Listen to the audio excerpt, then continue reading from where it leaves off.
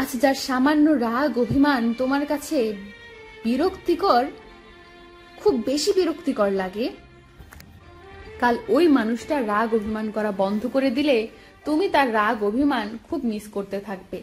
রাগ অভিমান যে কারোর জন্যই আসে না, ওই মানুষটার উপরে রাগ অভিমান আসে যার প্রতি মনে ভালোবাসা রয়েছে।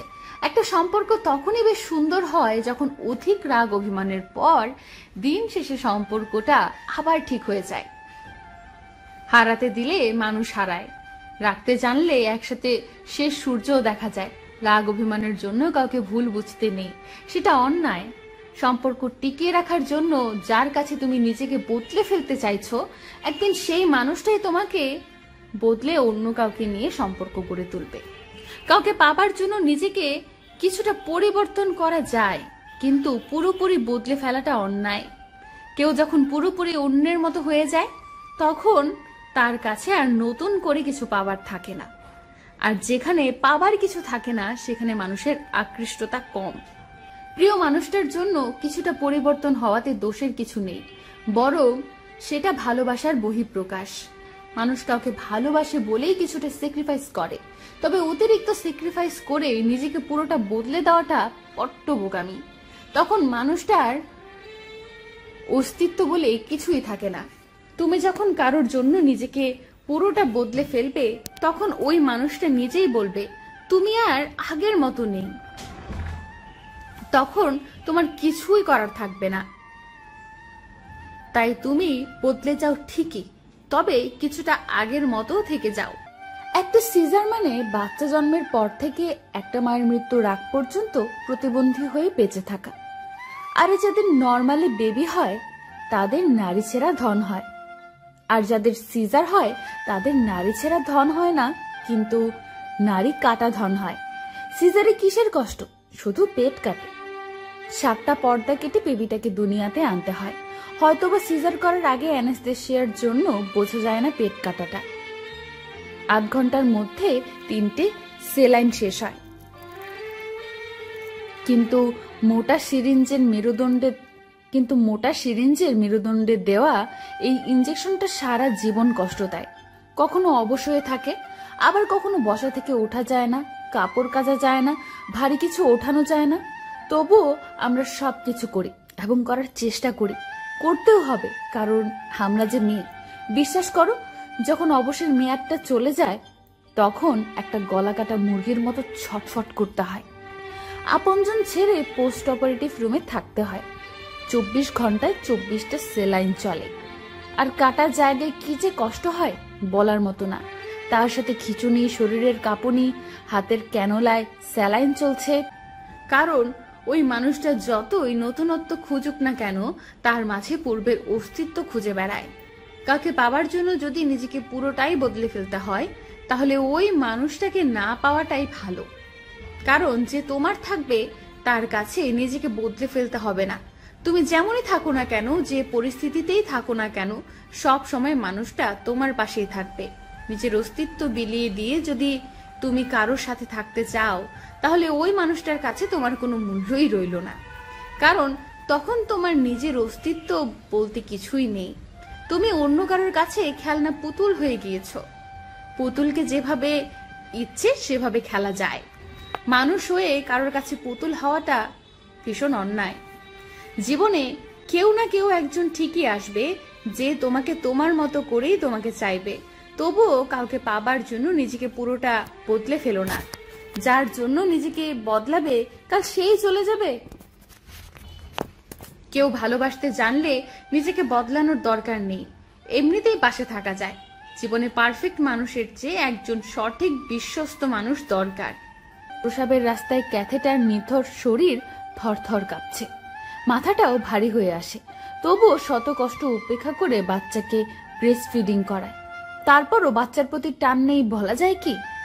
মৃত্যুকে হার মানিয়ে এসে যদি শুনতে হয় পেট কেটে বাচ্চা হলে কিসের কষ্ট, যদি শুনতে হয় সিজারিয়ান মায়েদের বাচ্চাদের প্রতি টান নেই, তাহলে কেমন লাগে কথাটা শুনতে? খুব কষ্ট লাগে তখন।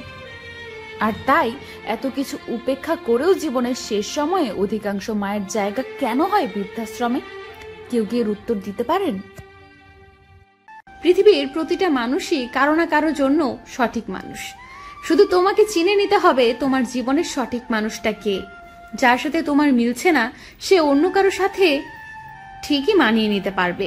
তুমি যার সাথে মানিয়ে নিতে পারছো না অন্য কারোর সাথে ঠিকই পারবে। যে কেউ চাইলে পারফেক্ট হতে পারে, কিন্তু চাইলেই যে কেউ সঠিক মানুষ হতে পারে না।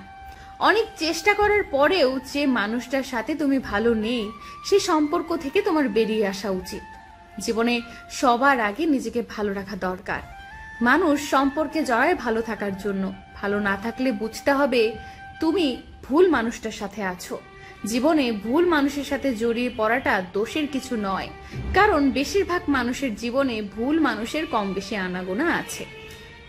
দোষ হলো সেটাই, ভুল মানুষকে নিয়ে বাঁচতে চাওয়া।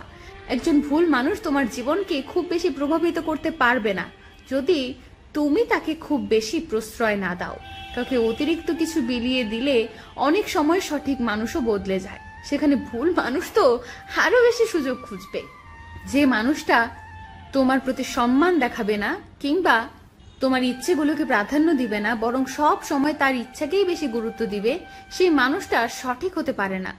সামান্য রাগারাগি হলে কিংবা কয়েকটা দিন কথা না হলে যে খোঁজ রাখছে না, সম্পর্কে ঝামেলা হলেই একে অন্যকে দোষারোপ করে কাদা ছোড়াছুড়ি করলে শুধু সম্পর্কটাই নষ্ট হয় না, নষ্ট হয় দুজনের ব্যক্তিত্ব। যে সম্পর্কে একে অন্যের দোষারোপ ছাড়া কিছুই নেই সেটা কোনো সম্পর্কের মধ্যেই পড়ে না, কারণ সম্পর্কের মাঝে সম্মান থাকে, শ্রদ্ধা থাকে।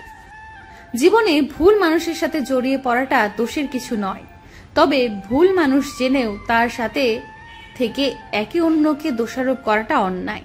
এর ফলে দুজনের ক্ষতি ছাড়া কোনো উপকার হয় না।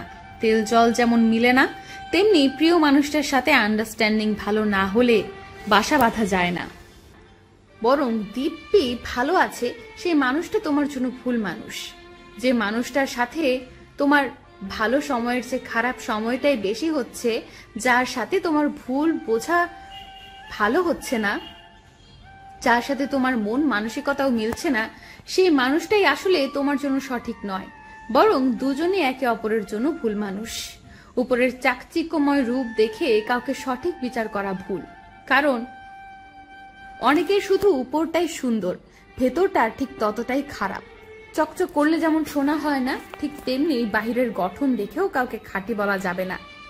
যার ভেতরটা সুন্দর সেই মানুষটাই প্রকৃত সুন্দর এবং সঠিক মানুষ। এই 750 কোটি মানুষের মধ্যে যার একজন সঠিক মানুষ আছে, সেই মানুষটার বড় ভাগ্যবান কিংবা ভাগ্যবতী। সঠিক কাউকে পেলে আগলে রেখো, কারণ জীবনে ভালো সুযোগ আর সঠিক মানুষ সহজে আসে না। খুব কম মানুষই সঠিক মানুষ চিনতে পারে। সম্পর্কে যদি ভুল বোঝাবুঝি হয় তাহলে মানিয়ে নিতে শিখো, কিন্তু যদি একেবারেই মানিয়ে নেওয়া না যায় তখন সম্পর্ক থেকে সরে আসো। বন্ধু হয়ে থেকে যাও, তবুও কারো মনে ঘৃণা নিয়ে থেকো না। বন্ধুত্বে সম্মান থাকে, ঘৃণায় নয়। যে মানুষটা তোমার রাগ অভিমানের মূল্য বোঝে না, বরং নিজের মতো করেই চলে, তাহলে সেই মানুষটা তোমার জন্য নয়। আবার যে মানুষটা অযথাই বারবার রাগ অভিমান করে তোমার সাথে বাজে ব্যবহার করে, তাহলে সেই মানুষটাও তোমার জন্য নয়। ভালোবাসতে হলে একে অপরকে বুঝতে শিখতে হয়।